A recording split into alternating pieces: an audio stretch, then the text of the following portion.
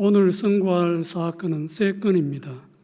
먼저 가사사건, 형사사건의 순서로 선고한 후 잠시 휴정하였다가 행정사건을 선고하겠습니다. 먼저 2020무 15896 혼인의 무효 원고 피고 이유의 요지를 말씀드리겠습니다.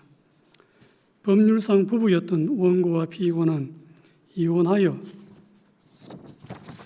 혼인관계가 해소되었습니다. 그 후 원고가 피고와 혼인에 관한 실질적 합의가 없었다고 주장하면서 주의적으로 혼인무효 확인을, 예비적으로 혼인 취소를 구하는 이 사건 소를 제기하였습니다. 원심은 혼인무효 확인을 구하는 주의적 청구에 대하여는 과거의 혼인관계가 현재 원고의 법률관계에 영향을 미친다고 볼 수 없어 확인의 이익이 없고, 혼인 취소를 구하는 예비적 청구에 대하여도 이미 혼인관계가 해소되었으므로 소를 제기할 이익이 없다고 판단하고 이 사건 소를 모두 각하한 제1심 판결을 유지하였습니다. 이러한 원심 판결에 대하여 원고가 상고하였습니다. 이 사건 주의적 청구의 쟁점은 혼인관계가 이혼으로 해소된 이후에도 과거 일정 기간 존재하였던 혼인관계의 무효 확인을 구할 확인의 이익이 있는지 여부입니다. 결론적으로 혼인관계가 이미 해소된 이후라고 하더라도 혼인 무효 확인을 구할 이익이 인정된다는 것이 대부분의 일치된 의견입니다. 그 이유는 다음과 같습니다. 무효인 혼인과 이혼은 법적 효과가 다릅니다.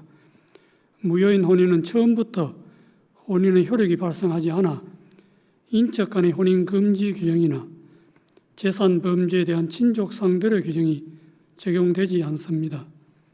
또한 혼인이 무효라면 일상가사 채무에 대한 연대 책임도 지지 않게 됩니다. 그러므로 이혼 이후에도 과거의 혼인관계가 무효임을 확인할 실익이 존재합니다.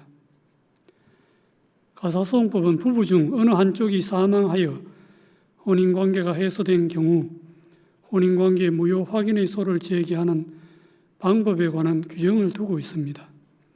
위 규정의 취지에 비추어 볼 때 이혼 후 제기된 혼인 무효 확인의 소가 과거의 법률관계를 대상으로 한다는 이유로 확인의 이익이 없다고 볼 것은 아닙니다.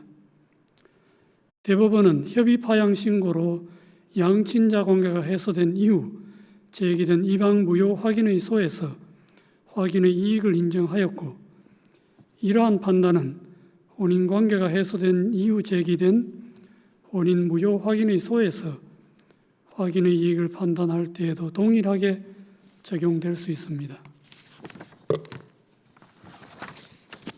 이혼으로 혼인관계가 해소된 이유라고 하더라도 혼인 전력이 잘못 기재된 가족관계 등록부의 정정 요구에 필요한 객관적 증빙 자료를 확보하기 위해서는 혼인 무효 확인의 소를 제기할 필요가 있습니다. 나아가 가족관계 등록부의 잘못된 기재가 단순한 불명예 등에 불과하다고 보아 확인의 이익을 부정한다면 혼인 무효 사유의 존부에 대하여 법원의 판단을 구할 방법을 미리 막아버림으로써 국민이 온전히 권리 구제를 받을 수 없게 되는 결과를 가져올 수 있습니다.